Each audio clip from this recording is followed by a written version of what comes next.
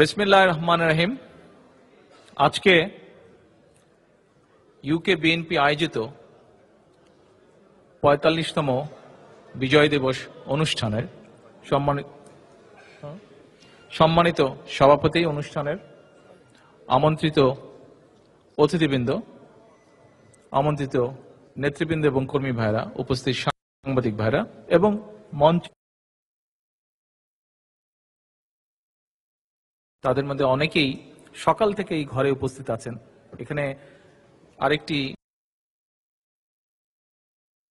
দলেরই আরেকটি মিটিং ছিল, আর আমরা কিছু কিছু মানুষ আজকে এই আলোচনা অনুষ্ঠান শুরু হওয়ার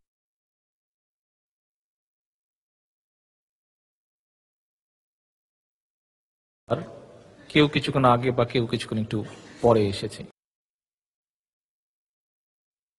ওটা ছোট করব কারণ অধিকাংশ মানুষই হয়তো সকাল থেকে উপস্থিত আছেন, অনেকক্ষণ এক জায়গায় আপনারা উপস্থিত আছেন। তবে অনেকে যেরকম অনেক গুরুত্বপূর্ণ বক্তব্য রেখে গেছেন, আমিও আপনাদের সামনে দাঁড়িয়েছি দুটো কথা বলার জন্য। তবে আমার বক্তব্য শুরু করার আগে আমি আপনাদের সকলের কাছে একটি প্রশ্নের উত্তর জানতে চাচ্ছি। আমি আপনাদেরকে প্রশ্নটি করব এবং প্রশ্নটি করার পরে উত্তরটি কি হতে পারে ভেবে চিন্তে দয়া করে বলবেন আমাকে।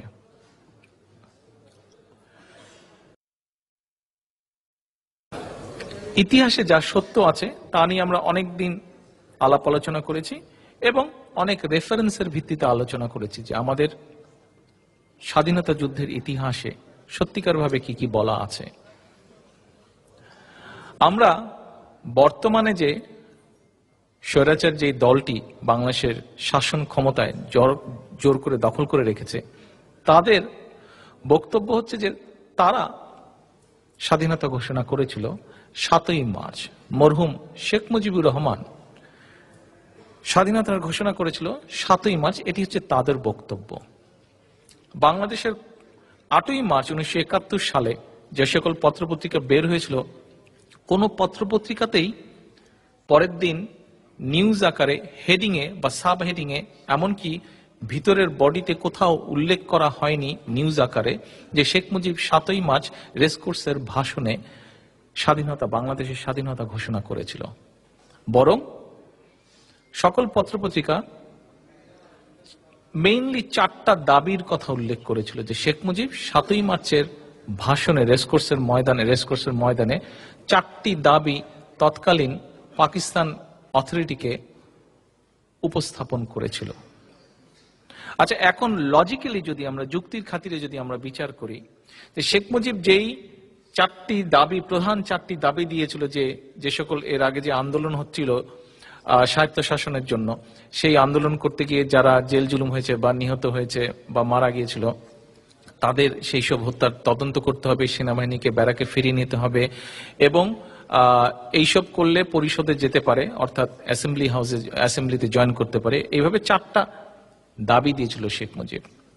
আপনাদের কাছে যেটি আমার জানার বিষয়, সেই সময়কার পাকিস্তান অথরিটি যদি শেখ মুজিবের, সিদ্দিক সাহেব, বা 4টা হোক বা যেই দাবিগুলো জানিয়েছিল সে,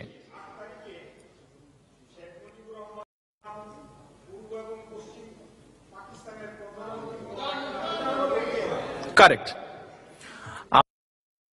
আমরা যদি ইতিহাসে যা আছে, ইতিহাসে যা বলা আছে, তথ্য প্রমাণ সবকিছুর ভিত্তিতে আমরা যদি দেখি, তাহলে লজিক্যালি যদি আমরা বিচার করি যে 7 তারিখে রেসকোর্স ময়দানে শেখ মুজিব যে সকল দাবি জানিয়েছিল, পাকিস্তান অথরিটি খুব ভালো মানুষ হয়ে পরের দিন যদি বা সেদিনই যদি দাবিগুলো মেনে নিত, শেখ মুজিব তাহলে পরের দিন পূর্ব এবং পশ্চিম তখন যেভাবে ভাগ ছিল উভয় পাকিস্তানের প্রধানমন্ত্রী হতো।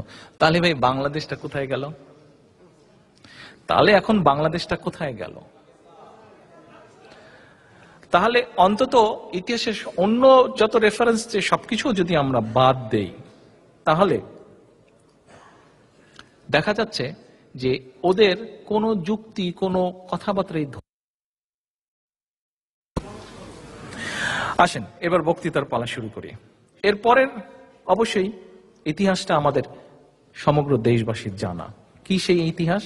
সেটি হচ্ছে যে বিশ্বের মানচিত্রে আমরা দেখলাম শহীদ জিয়ার 26শে মার্চের স্বাধীনতার ঘোষণার পরে বিশ্বের মানচিত্রে নতুন একটা দেশের জন্ম হলো। দেশটির নাম হলো বাংলাদেশ। এই বিজয় দিবসে আমাদের কিন্তু কিছু কিছু মানুষকে স্মরণ করা উচিত। আমি কিছু বক্তৃতা এখানে মিস করে গেছি, আমার আসতে একটু লেট হয়েছিল আজকে। আমার বিশ্বাস আমার আগে যারা বক্তব্য দিয়েছেন তাদের হয়তো কেউ কেউ এই মানুষগুলোর নাম নিশ্চয়ই উল্লেখ করেছেন। কোন সেই মানুষগুলো? প্রথমে আমি যে মানুষটির নাম উল্লেখ করতে চাই উনি হচ্ছেন মরহুম মাওলানা ভাসানী, মজলুম জননেতা মাওলানা ভাসানী যাকে বলা হয়, যিনি 1957 সালের কাগমারি সম্মেলনে প্রথম বলেছিলেন আসসালাম আলাইকুম পাকিস্তান, অর্থাৎ সেখান থেকে তিনি প্রথম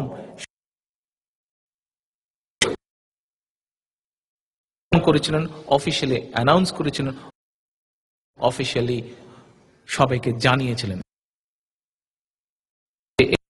এই যে 56 মানুষ, সেই সময় যে 7 কোটি মানুষ ছিল, তাদেরকে নতুন করে উনি স্বপ্ন দেখেছিলেন একটি স্বাধীন সার্বভৌম বাংলাদেশের। অবশ্যই আমাদেরকে আরো একজন ব্যক্তির কথা স্মরণ করা উচিত। উনি হচ্ছেন বাকশালের জনক শেখ মুজিবুর রহমান। পাকিস্তান সৃষ্টি হওয়ার পর এই প্রায় 24 বছর সময় স্বায়ত্ত শাসনের জন্য তৎকালীন পূর্ব পাকিস্তানের স্বায়ত্ত শাসনের জন্য উনি অনেক আন্দোলন করেছিলেন। কাজেই কিছুটা হলেও ওনার অবদান আছে বাংলাদেশের জন্য।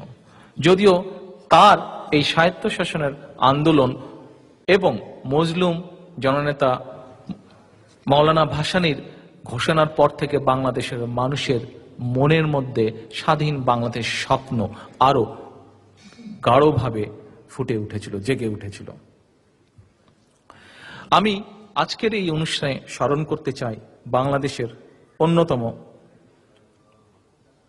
রাজনীতিবিদ, বাংলাদেশের প্রথম প্রধানমন্ত্রী, মুক্তিযুদ্ধের অন্যতম সংগঠক মরহুম তাজউদ্দিন আহমেদ।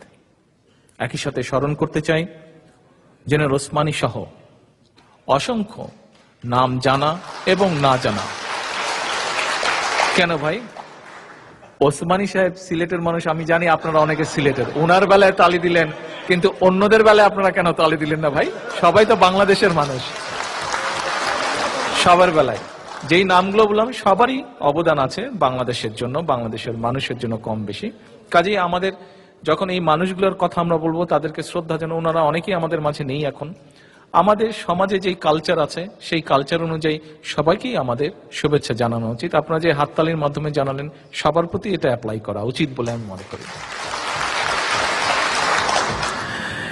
এবং এইসব মানুষগুলোর যারা রাজনৈতিকভাবে হোক, 71 সালে যুদ্ধের সময় যারা মাঠে ময়দানে হোক, নাম জানা না জানা বহু মানুষ, বিভিন্ন পেশার বিভিন্ন শ্রেণীর মানুষ যারা বিভিন্ন রকম আত্মত্যাগের মাধ্যমে আজকে আমাদেরকে স্বাধীন একটি মানচিত্র উপহার দিয়েছে, তাদের সকলকে আমাদের স্মরণ করা উচিত। তাদের সকলকে আজকের এই দিনে আমি আমার ব্যক্তিগত পক্ষ থেকে এবং আমার দলসহ আপনাদের সকলের পক্ষ থেকে তাদেরকে জানাই শ্রদ্ধা। উপস্থিত সাংবাদিক ভাইরা, উপস্থিত নেতৃবৃন্দ, আমন্ত্রিত অতিথিবৃন্দ, দুঃখজনক হলেও সত্য যে বাংলাদেশ স্বাধীন হয়েছে কিন্তু আজকে 45 বছর হয়ে গেল। কিন্তু এখনো কিন্তু আমাদের এই যে স্বাধীনতার পটভূমি বলেন, স্বাধীনতার আন্দোলন বলেন বা স্বাধীনতা যুদ্ধের বিষয় বলেন, এই সবগুলো বিষয় নিয়ে একটা একটা একটা বিভ্রান্তর সৃষ্টি করা হয়েছে একটি মহল থেকে।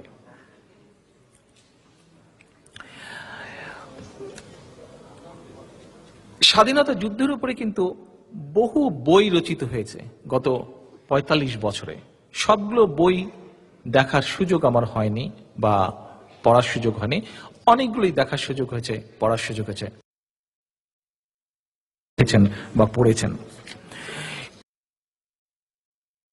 আপনারা দেখেন, পড়েন, যেই লিখে থাকুক না কেন, মোটামুটি ভাবে যারা নিরপেক্ষভাবে লিখেছেন বা সত্যিকার ভাবে যারা লিখেছেন, যারা যুদ্ধে অংশগ্রহণ করেছেন, সেই সময় যুদ্ধ থেকে কাছে থেকে দেখেছেন, সবার বইগুলোতে কিন্তু মোটামুটি ভাবে সত্যটা ফুটে উঠেছে। কিন্তু দুঃখজনক, সবচেয়ে দুঃখজনক ব্যাপার হচ্ছে, যখনই কোনো একটি বিশেষ ব্যক্তিকে, একজন বিশেষ ব্যক্তিকে, একজন অথবা একটি বিশেষ দলকে এই স্বাধীনতার ক্রেডিট দেওয়ার জন্য প্রচেষ্টা চালানো হয়েছে, তখনই কিন্তু বিভ্রান্তির সৃষ্টি হয়েছে, তখনই বিভ্রান্তির সৃষ্টি হয়েছে। এবং এই বিভ্রান্তর বেড়া চালে সমগ্র দেশবাসী আজকে। আপনারা নিশ্চয়ই খেয়াল করেছেন যে গত 1-1.5 বছরে বিভিন্ন অনুষ্ঠানে, বিভিন্ন সময় আমি যে সকল বইতে যা যা পেয়েছি সবকিছু তুলে ধরার মাধ্যমে আমি আপনাদের সামনে এবং সমগ্র দেশবাসীর সামনে তুলে ধরার চেষ্টা করেছি যে যেই বিভ্রান্তিগুলো সৃষ্টি করা হচ্ছে ইচ্ছাকৃতভাবে, অন্যায়ভাবে কোনো একটি বিশেষ দল বা কোনো একজন ব্যক্তিকে ক্রেডিট দেওয়ার জন্য, সেই ক্রেডিটের যোগ্য তারা নয়, সেই ক্রেডিটের ধারে কাছেও সেই ব্যক্তি নয়। আমার তথ্যে কিন্তু কোনো ভুল আছে, আপনারা নিশ্চয়ই খেয়াল করেছেন। এই তথ্যগুলো যখন সমগ্র দেশবাসীর সামনে তুলে ধরা হলো, তখন কিন্তু দেশের ভিতরে এই শাসক শ্রেণী এবং তাদের লোকজন খুব হইচই করলো এবং যথেষ্ট অশ্রাব্য ভাষায় তারা বিভিন্ন রকম কথা বলল। কিন্তু আপনারা কি কেউ দেখেছেন যে তারা, তাদের মধ্যে একজনকে কেউ বলতে সক্ষম হয়েছেন প্রমাণ, যুক্তি, ইনফরমেশন সবকিছু সহ, যেই তথ্যগুলি আপনাদের সামনে, আপনাদের মাধ্যমে এখান থেকে সমগ্র দেশবাসীর সামনে তুলে ধরা হয়েছে, সেই সকল তথ্যতে কোনো ভুল ছিল? আজ পর্যন্ত এরকম কোনো নিউজ কি আপনাদের সামনে এসছে? এরকম কোনো নিউজ আমাদের সামনে আসেনি, এরকম কোনো ভুল তারা কেউ আমাদেরকে দেখাতে পারেনি। এইসব বই যারা লিখেছেন, এইসব বই যারা লিখেছেন, তারা কিন্তু এখনো বহাল তবিয়া, তারা কিন্তু এখনো সমাজে অবস্থান করছেন, তাদের অনেকেই এখনো বেঁচে আছেন, তারা সাক্ষ্য।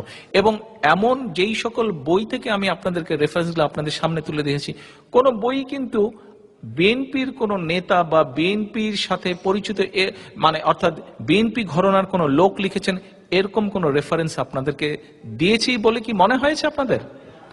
দেইনি। ম্যাক্সিমামই তাদের ঘরানার লোক। আমি একটু আগে মরহুম ওসমানীর কথা বলাতে আপনারা হাততালি দিয়েছেন। এখন আপনাদের মাল সাহেবের একটা রেফারেন্স দিয়েছিলাম, এখন কি আপনারা হাততালি দেবেন? আপনাদের সিলেটের একজন মানুষ আছেন মিস্টার মাল, ওনার, হ্যাঁ, ওয়েল, পচা হোক বা ভালো হোক সেটা সমগ্র দেশবাসী, আমি সেই বিতর্কে যাচ্ছি না। তো এখন বিষয় হচ্ছে যে এই সকল রেফারেন্স গুলো কিন্তু যখন দিয়েছিলাম অধিকাংশই নিরপেক্ষ অথবা তাদের ঘরানার মানুষের থেকে দিয়েছিলাম। এগুলা রেফারেন্স কোনোটাই তারা প্রমাণ করতে ব্যর্থ হয়েছে যে এগুলা সানন্দে মেনে নিতাম যে আমার কোনো একটি ভুল হয়েছে, কোনোটি আমার মন গড়া ছিল না। কাজেই সবচেয়ে বড় কথা হলো, র্যাব, পুলিশ, ডিবি দিয়ে আর যাই হোক অনেক নির্যাতন চালানো যায়, কিন্তু ইতিহাসকে পরিবর্তন করা সম্ভব নয়।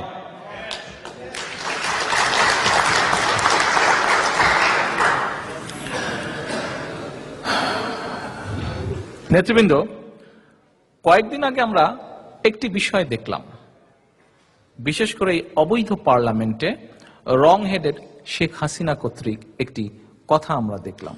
কি সেই কথা? এই রং হেডেড হাসিনা বলে বসলো যে শহীদ রাষ্ট্রপতি জিয়াউর রহমান বাংলাদেশের নাকি, কথাটি দেখেছেন?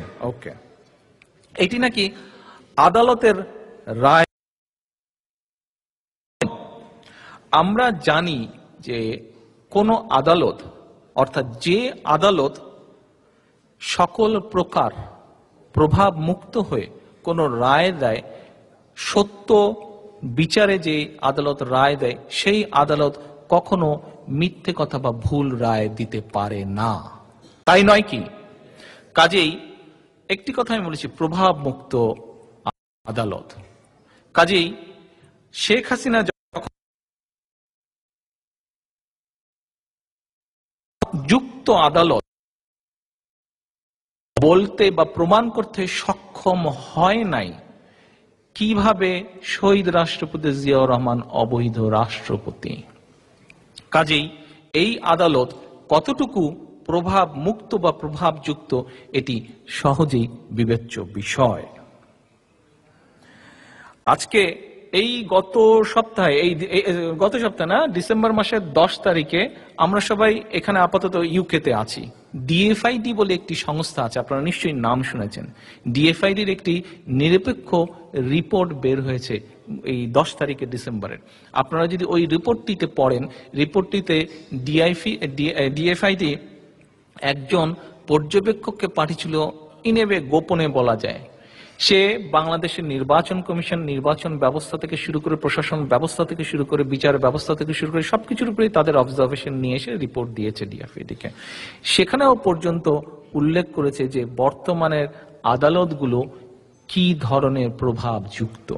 কাজেই শেখ হাসিনার প্রভাবযুক্ত আদালত কি রায় দিল তাতে কিচ্ছু যায় আসে না আমাদের।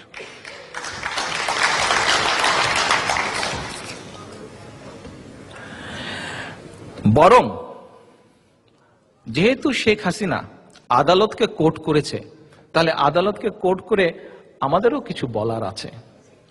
2000 সালে আমরা জানি সেই সময় হাসিনা ক্ষমতায় ছিল, কিন্তু তারা সেই সময় আদালতকে সেভাবে প্রভাবিত করতে সক্ষম হয়নি বলেই তখন আদালতগুলো অনেকাংশে নিরপেক্ষ ছিল।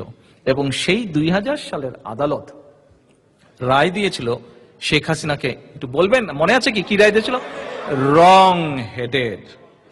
সেই সময় রায় দিয়েছিল শেখ হাসিনাকে রং হেডেড, অর্থাৎ আমরা ধরে নিতে পারি এবং আমি দৃঢ়চিত্তে বিশ্বাস করি বাংলাদেশের সমগ্র মানুষ, যাদের বিবেক আছে, যারা নিরপেক্ষ, যারা গণতন্ত্রে বিশ্বাস করে, যারা সত্যের পিছনে দাঁড়ায়, তারা সকলে বিশ্বাস করে আদালত যদি সত্যিকারের রায় আবারও দেওয়ার সুযোগ পায় নিরপেক্ষভাবে, আবারও রং হেডেডকে ডাবল রং হেডেড বলবে তারা।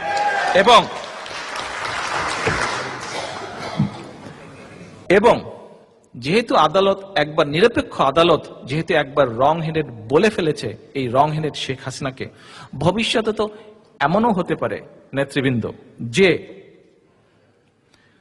হয়তো আদালত বলে বসলো যে রং হেডেড শেখ হাসিনা যেসব কথা বলেছে এসব পাগলের প্রলাপ। এই রায় তো দিতে পারে আদালত, পারে না? আচ্ছা, দ্বিতীয়ত আদালত তো এমনও রায় দিতে পারে যে রং হেডেড যেহেতু পাগল সে, কাজে সে যেসব কাজ কারবার করেছে এগুলাও অবৈধ বলতে পারে আদালত।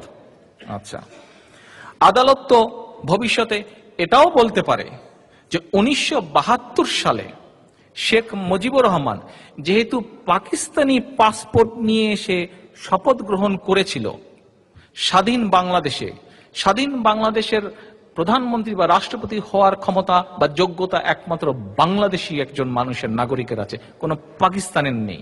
কাজেই সেটিও ছিল অবৈধ রাষ্ট্রপতি বা অবৈধ প্রধানমন্ত্রী। এই রায় তো শেখ মুজিবকে অবৈধ প্রধানমন্ত্রী বা অবৈধ রাষ্ট্রপতি হিসাবে আখ্যা দিতে পারে ভবিষ্যতে আদালত, পারে কে নেতৃবৃন্দ? আচ্ছা, অতএব শেখ মুজিব যা করেছে অবৈধ রাষ্ট্রপতি হিসাবে, তার সকল কার্যক্রম পরবর্তীতে যা যা করেছে সবকিছুই অবৈধ, এমন তো রায় তো দিতেই পারে। যদি ভবিষ্যতে এমন রায় আসে যে সাংবিধানিকভাবে যেহেতু শেখ মুজিব সকল রাজনৈতিক দল এবং পত্রপত্রিকাগুলোকে নিষিদ্ধ করেছিল, সেই জন্য সাংবিধানিকভাবে তাকে গণতন্ত্রের হত্যাকারী হিসেবে আখ্যা দিতে পারে, তাই নয় কি?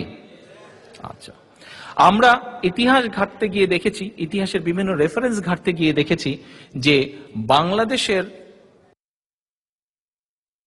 প্রথম দিয়ে থাকে সেটি মাওলানা ভাসানী দিয়েছিলেন রাজনীতির মঞ্চ থেকে। শেখ মুজিব কখনো বাংলাদেশের ঘোষণা দিয়েছিল, আমরা কখনোই এটি দেখিনি। কাজেই বাংলাদেশের জনক যদি বলতে হয়, তাহলে আমরা মনে করি কাকে বলা উচিত? মৌলানা ভাসানীকে। এর আগের একটি বক্তৃতায় আপনার বক্তব্যে আমি বলেছিলাম যে 40 বছর রাজনীতি করে শেখ মুজিবের প্রথম নিজস্ব রাজনৈতিক দর্শন হচ্ছে বাকশাল। কাজে ভবিষ্যতে তো কোনো আদালত বলতেও পারে যে শেখ মুজিব হলো বাকশালের জনক, এরকম রায় তো দিতেও পারে, দিতে পারে না? কাজেই নিরপেক্ষ আদালত যখন রায় দেয়, তখন কিন্তু সেই রায়গুলো খুবই রো হয় অনেক সময়। কাজে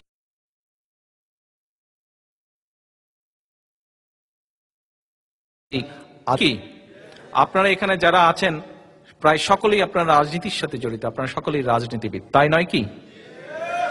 আমাদের রাজনীতির আদালত বা আদালতের বিচারক কারা? জনগণ। আসেন, জনতার আদালতে কিভাবে বিচার হয় তার একটি ছোট্ট উদাহরণ আপনাদের কাছে আমি তুলে ধরছি। আপনাদের নিশ্চয়ই মনে আছে, আজকে থেকে 25 বছর আগে 1991 সালে একটি নির্বাচন হয়েছিল ফেব্রুয়ারি মাসে। সেই নির্বাচনে জনাব বিচারপতি শাহাবুদ্দিন আহমেদ সেই নির্বাচনটি পরিচালনা করেছিলেন। আজ পর্যন্ত বাংলাদেশে যে কয়টি নিরপেক্ষ নির্বাচন হিসাবে গ্রহণযোগ্য হয়েছে সেটি ছিল অন্যতম তার, তাই নয় কি? সেই নিরপেক্ষ নির্বাচনে জনগণ কিন্তু তাদের আদালত থেকে একটি রায় দিয়েছিল। কি রায় দিয়েছিল জনগণ? জনগণ রায় দিয়েছিল আপনাদের পক্ষে। জনগণ রায় দিয়েছিল শহীদ জিয়ার ধানের শীষের পক্ষে। জনগণ রায় দিয়েছিল বাংলাদেশ জাতীয়তাবাদী দলের পক্ষে। এবং সেই নির্বাচনে জনগণের রায় কিন্তু পড়েনি বাকশালের জনক শেখ মুজিবুর রহমানের পক্ষে বা ৭৪-এর দুর্ভিক্ষের অন্যতম প্রতিষ্ঠাকারী আওয়ামী লীগের পক্ষে। কাজেই ওই নির্বাচনের মাধ্যমে শেখ মুজিব এবং জিয়াউর রহমান সম্পর্কে জনতার আদালত থেকে রায় বেরিয়ে এসেছে। জনতার আদালতের রায়ের ব্যাপারে শ্রদ্ধা না দেখিয়ে এখন যদি কেউ দলীয় বিচারপতিদেরকে দিয়ে জিয়াউর রহমানকে নিয়ে বিতর্ক সৃষ্টি করতে চান, তাহলে দেশের কোন একটি ভালো দৃষ্টান্ত হতে পারে? ভালো দৃষ্টান্ত হতে পারে না। নেতৃবৃন্দ, এটা তো গেল ঐতিহাসিক দিক। এখন আসেন সংক্ষেপে আমরা আলোচনা করি দেশের বর্তমান অবস্থা কেমন। দেশে কি এই মুহূর্তে গণতন্ত্র বলতে যা বোঝায় এরকম কিছু কি আপনারা শুনেছেন রিসেন্টলি? নেই। মানুষের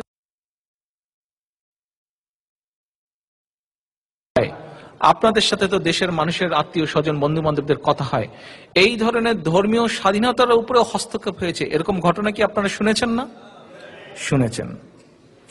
বাক স্বাধীনতা এটি কি দেশে এখন পাওয়া যাচ্ছে কি যাচ্ছে না? হ্যাঁ ভাই, কি পাওয়া যাচ্ছে না?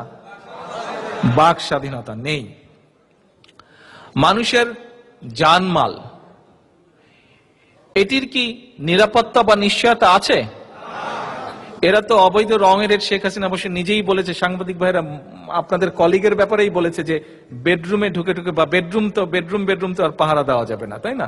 শেখ হাসিনা নিজেই প্রমাণ করে দিয়েছে মানুষের জানমালের নিরাপত্তা নেই এই কথার মাধ্যমে। প্রতিদিনই মানুষ হচ্ছে খুম, মানুষ হচ্ছে গুম। এখন আপনারা যারা কম বেশি রাজনীতির সাথে জড়িত, কম বেশি দেশের বর্তমান, দেশের অতীত নিয়ে দেখেছেন, আমাদের সবার কাছে একটি জিনিস পরিষ্কার হয়েছে, যুক্তি তর্ক সবকিছু দিয়ে একটি জিনিস পরিষ্কার হচ্ছে যে ইতিহাস সাক্ষী দিচ্ছে যে আওয়ামী লীগ যখন ক্ষমতায় থাকে তখন দেশে একটি জিনিস থাকে না। কি সেটি বলতে পারবেন সংক্ষেপে একবারে? Right you are. এবং দেশে যখন গণতন্ত্র থাকে তখন আওয়ামী লীগ থাকে দুর্বল। অর্থাৎ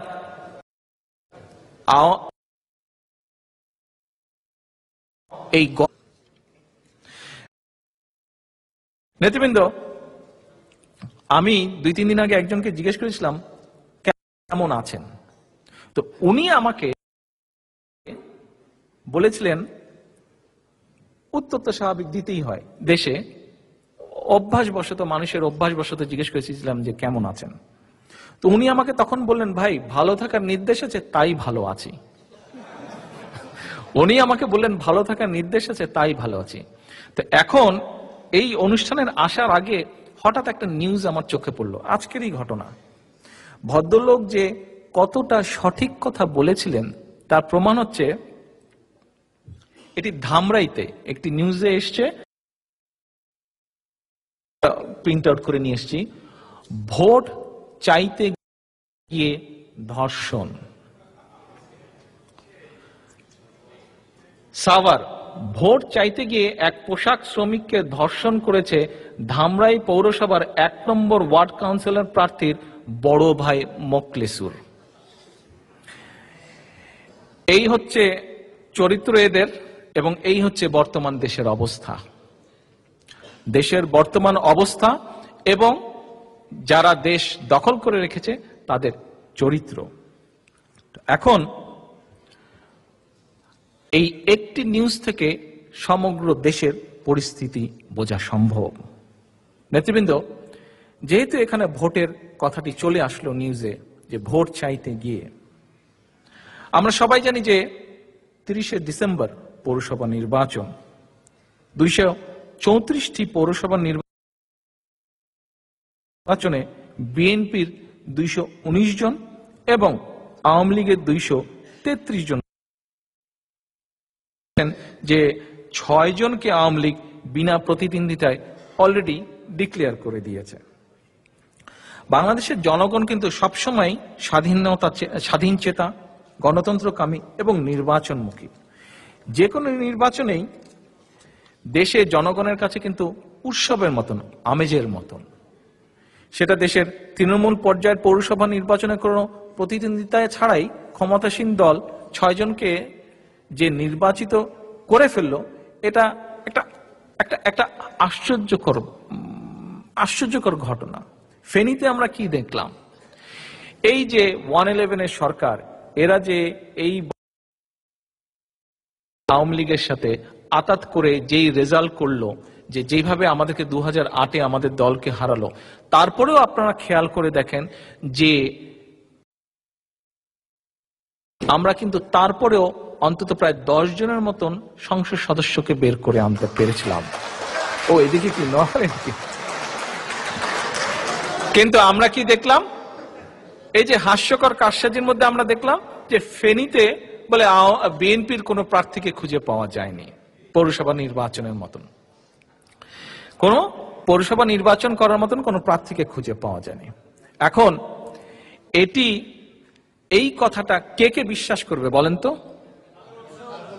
পাগলে বিশ্বাস করবে না, একমাত্র বিশ্বাস করবে হাসিনার নির্বাচন কমিশন। এছাড়া বাংলাদেশের কোন মানুষ এটা বিশ্বাস করার কথা না। এখন এই কাজটা কিন্তু এইবারই হয়নি পৌরসভার। আমরা কি দেখলাম যে 2005 সালে 14 সালে যে 5ই জানুয়ারি যে নির্বাচন হলো, সেখানেও একই তামাশার ঘটনা হয়েছিল। 154 জনকে তারা এমপি হিসাবে অ্যানাউন্স করে দিল। এখন আগেও বলেছি আমরা, বরাবরই বলছি আমরা, যে এই সরকারের অধীনে দেশে কোনো সঠিক নির্বাচন করা সম্ভব নয়। কিন্তু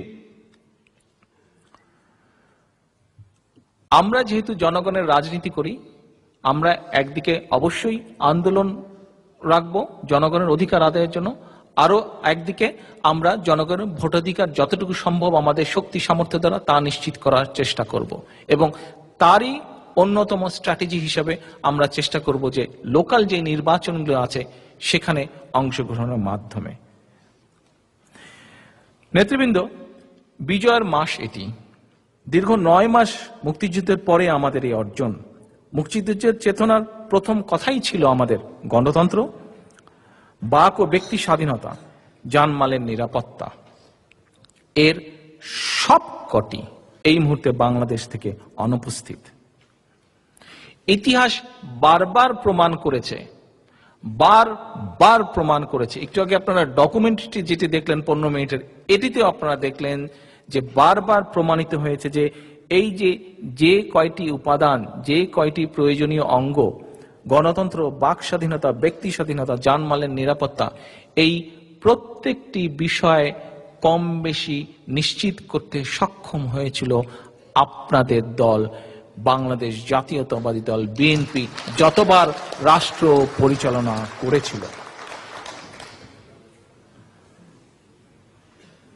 তাই আজকে আমার আহ্বান থাকবে, 45তম বিজয় দিবসে আমার আহ্বান থাকবে আমার সকল নেতা কর্মী, দেশে বিদেশে সমগ্র পৃথিবীতে ছড়িয়ে ছিটে থাকা বাংলাদেশে অবস্থানরত লক্ষ লক্ষ আমাদের নেতা কর্মী সমর্থকদের কাছে, দেশ এই মুহূর্তে এখন হিন্দু কিংবা মুসলমান, বৌদ্ধ কিংবা খ্রিস্টান, ধনী কিংবা গরিব, নারী কিংবা পুরুষ, কারো জন্যই নিরাপদ নয়। বিশেষ করে সাংবাদিক ভাইরা, আপনারাও নিরাপদ নন। আপনারা কলম বন্ধ করলেও নিরাপদ না, লিখলেও নিরাপদ নাই। কাজেই তলোয়ার যখন আপনাদের দুদিক দিয়ে কাটছে, কাজেই আপনাদেরকে সিদ্ধান্ত নিতে হবে যে আপনারা সত্যের পক্ষে থাকবেন নাকি কম্প্রোমাইজের পক্ষে থাকবেন। আমার দলের নেতৃবৃন্দরা ডিসাইড করে নিয়েছেন যে ওনারা সত্যের পক্ষে থাকবেন। রং হেডেড শেখ হাসিনার দুঃশাসনের দেশ এখন অনিরাপদ একটি জনপদে পরিণত হয়েছে। এই অবস্থায় আমি 45তম বিজয় দিবসে বাংলাদেশের প্রত্যেকটি তরুণকে,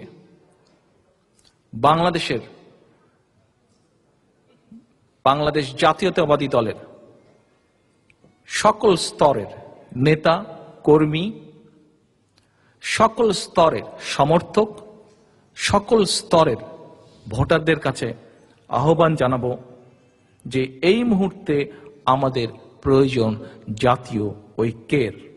এখন এই মুহূর্তে দলীয় স্বার্থে নয়, বরং দেশের স্বার্থে, প্রতিহিংসা নয় বরং সহযোগিতা, বিরোধ নয় বরং বিভক্তি নয় বরং ঐক্য ও সংহতি এখনই সময়ের দাবি।